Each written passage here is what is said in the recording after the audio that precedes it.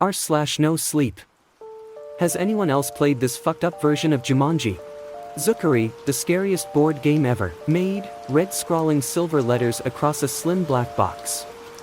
It was my 21st birthday. My parents were out of town and I'd invited my two closest friends, Brianna and Elise, over to hang out. We'd been making drinks, watching horror movies. And now opening presents. Looks creepy. Is it like Betrayal at House on the Hill? I asked, sliding my fingernail into the seam and breaking the tape. More like Jumanji, she replied, swallowing a sip of hard lemonade. One pulled up the box lid. Inside was a folded board, a deck of cards, a die, and a little baggie of metal game pieces. I slowly unfolded the board and I had to admit, it was creepy. It depicted a dark forest with towering gnarled trees, and a path of game spaces that twisted and crossed and dead-ended. It's a pretty standard game. Roll a die. Go that many spaces. Draw a card. Do what the card says. And the game isn't over until someone reaches the cabin. Brianna pointed with a purple lacquered nail drawing of a cabin in the far right corner of the board, windows glowing yellow. I pulled the game pieces out one by one, metal spheres with a dot of colored paint on top. I took red, Elise took green, and Brianna took purple. We put all three on the start square. Why don't you go first, birthday girl? Brianna asked.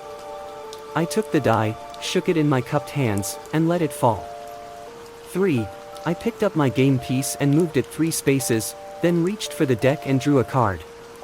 Someone, or something, is watching you. Go back 2 spaces. I lifted my arm to pick up the game piece and paused. You okay, Kara? Elise asked. Yeah. I just turned around, looking towards the kitchen. I could have sworn. I don't know. It almost felt like a little gust of air on the back of my neck. I smiled and shook my head. You're up, I said, handing the die to Elise. Okay, she said hesitantly, grabbing the die. 5. She moved her piece 5 spaces and then drew a card. It says, you find wild raspberries. Go forward 1 space. Smiling, she advanced 1 space on the board, putting her marker in the middle of dark clearing with a small glistening pond. You're up, I said to Brianna. She rolled a 2. Drew a card, and read it out loud. Clouds roll over the moon. Too dark to see. Lose a turn. At that exact moment, the lights flickered. And then they went out. Welp. That was weird, Brianna said in the darkness. Was there supposed to be a storm tonight? Elise asked, her voice tinged with fear. I felt her fingers find my hand in the darkness, then interlock with mine. Or could someone have cut our power? What, you mean, like a murderer? Brianna asked, barely holding in a laugh. I don't hear any rain or wind or anything. And we are 3 girls, home alone. She let out a breath. Did we lock the doors? Elise, it's okay, I said, giving her hand a reassuring squeeze. We get power outages all the time. The wiring out here is shit. Does anyone have their phone? I left mine upstairs. Yeah, I got mine, Brianna said, rummaging in her pocket. But before she could turn on her flashlight, I felt it. A cool breeze. Wafting over my bare shoulders and through my hair. But the air was different, heavy, cool, damp. An earthy smell filled my nostrils, tinged with decay. Do you smell that? I asked. Yeah. Smells like something died, Elise replied, sounding even more scared. But before we could descend into a spiral of panic, white light flashed through the room. Everything was thrown into stark relief from the bright light of Brianna's flashlight. Black shadows stretched behind us, and our faces took on a sunken, creepy appearance, with black shadows sinking into every dimple, every line. One look down and my breath caught in my throat. Nobody was holding my hand. Elise's hands were clasped tightly together in her lap. Elise, were you holding my hand? Just a minute ago. No, why? Brianna. She shook her head. This is a joke, right? I scanned both of their faces, looking for a hint of a smile. I felt someone holding my hand. This isn't funny, guys. My heart pounded in my chest and I sucked in a breath. Another breath of that damp, earthy air. We weren't holding your hand, okay? Jeez. Chill out, Brianna said. Somebody was. Elisa's eyes went wide. Maybe someone broke into the house. You two are so easily scared, it's ridiculous. Brianna rolled her eyes and handed the die to me. Your turn. I took it from her, a lump forming in my throat. It had to be Brianna. She liked to tease people, push their buttons, exaggerate stories into tall tales, make herself the center of attention. Well, I wouldn't give her the satisfaction. I put on a brave face, grabbed the die, and rolled it. I moved my piece and then, slowly, plucked a card from the stack. You find a lost hiker. Go back 3 spaces, I read, confused. Why would that be a bad thing? But then I heard it. A soft shuffling sound, coming from the kitchen. Every muscle in my body froze. Did you hear that? Whispered. Elise nodded at me, her dark eyes wide. Slowly, I forced myself up. One started walking towards the kitchen. It was almost pitch black. The light from Brianna's phone didn't quite reach. I forced my feet forward, until I was standing at the entrance of the kitchen. I strained my ears to listen. I thought all I would hear was silence.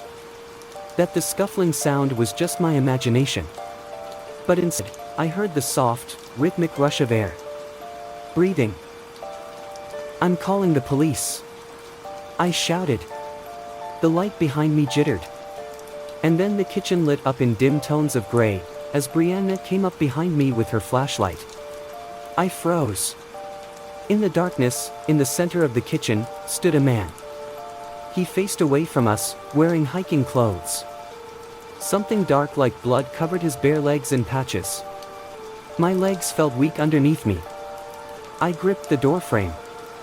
Are you okay? One looked back to see Brianna and Elise behind me. But they didn't look scared. I whipped around, but now, the kitchen was empty. Did you see, there was a man? I didn't see anything, Elise said. One ran through the house, Brianna and Elise behind me. But the doors were all still locked. I opened the pantry and looked under the sofa, there was no one down here. And I definitely hadn't heard anyone go up the stairs.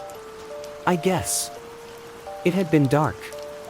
Maybe my brain interpreted some of the shapes and shadows of the kitchen as someone standing there. I was on edge. Brianna's prank had really messed with my head. We finally sat back down at the game board. Are you sure you want to keep playing? Brianna asked. I hated her tone. Like she was talking to a scared little child. Of course I want to keep playing. Why wouldn't I? You just seem a little jumpy. The dark, harsh shadows of her face scrunched into a smile. I grabbed the die off the board and handed it to Elise. Your turn. She glanced between us for a second, then hesitantly took the die. 1, she said, moving her green marker 1 space. Then she drew a card. While taking a swim in the pond, you feel something grab your ankle. Lose a turn.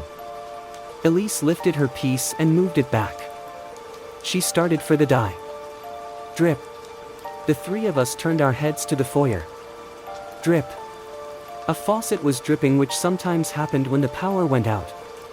Our well had an old electric pump that had seen better days. I'll get it, I said, hoisting myself up and walking into the dark foyer. Brianna and Elise followed, the flashlight bouncing off the dark walls. It didn't sound like it was coming from the kitchen, so I poked my head into the hall bathroom. Not there either. Which left only one option, my parents' bathroom. Their bedroom was the only one on the first floor.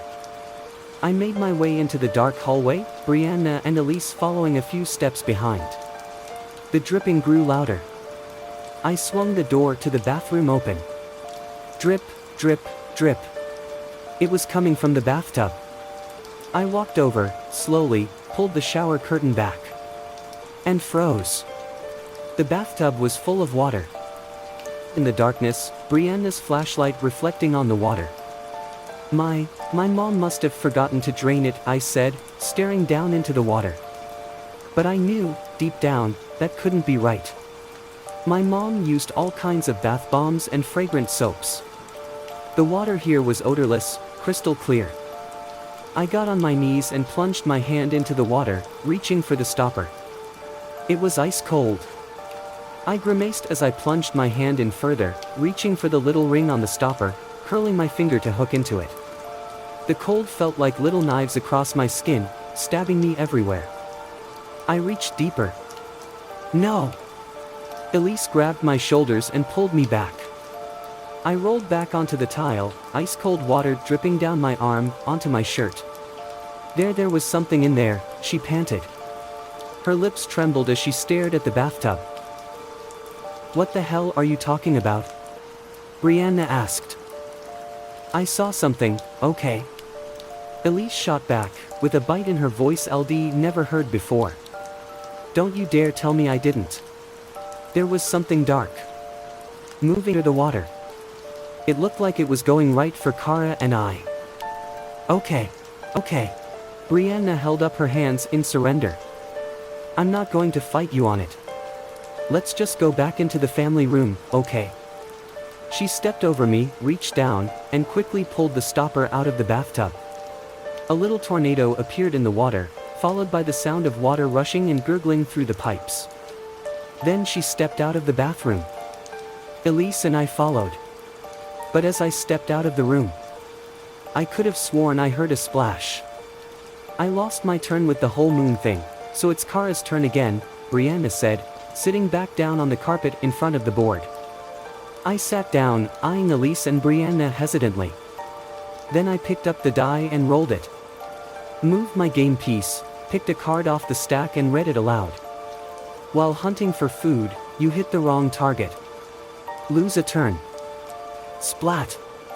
Something dark and wet fell onto the dead center of the board. What? What is that?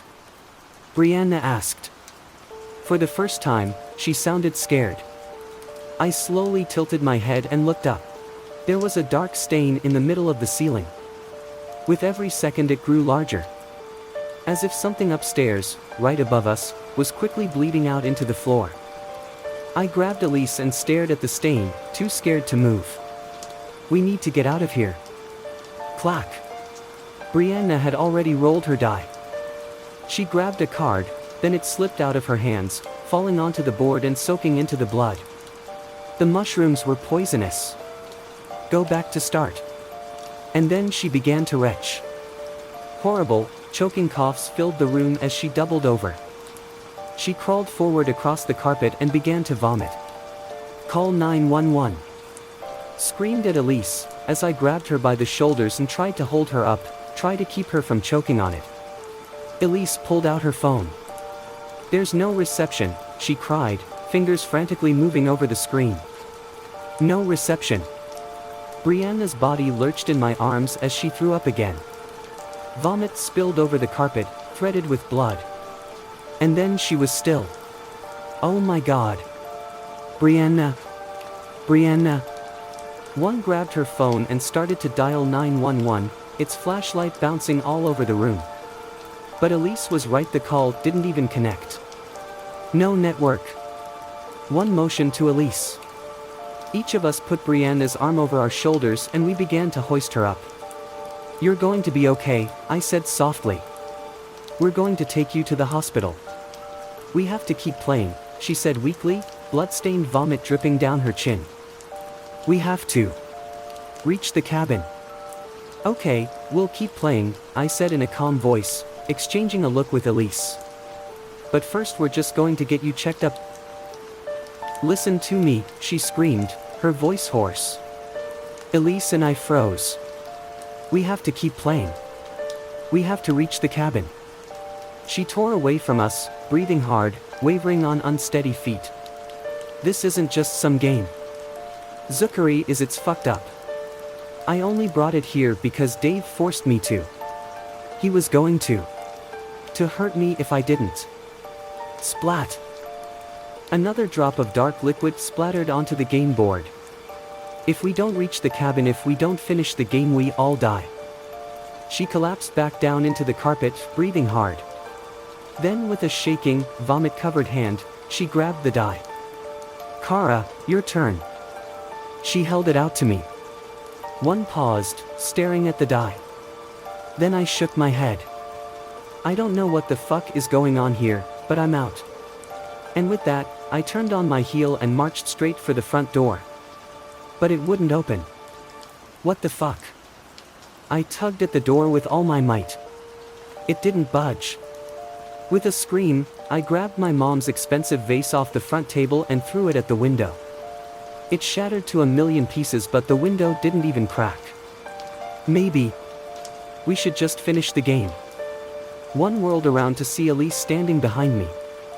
She stared at me with wide, dark eyes.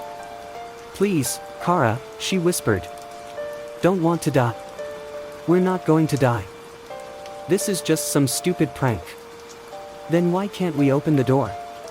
Why can't we call anyone? One looked at the door, my heart sinking. Then I slowly walked back towards the family room. The smell of decay had intensified.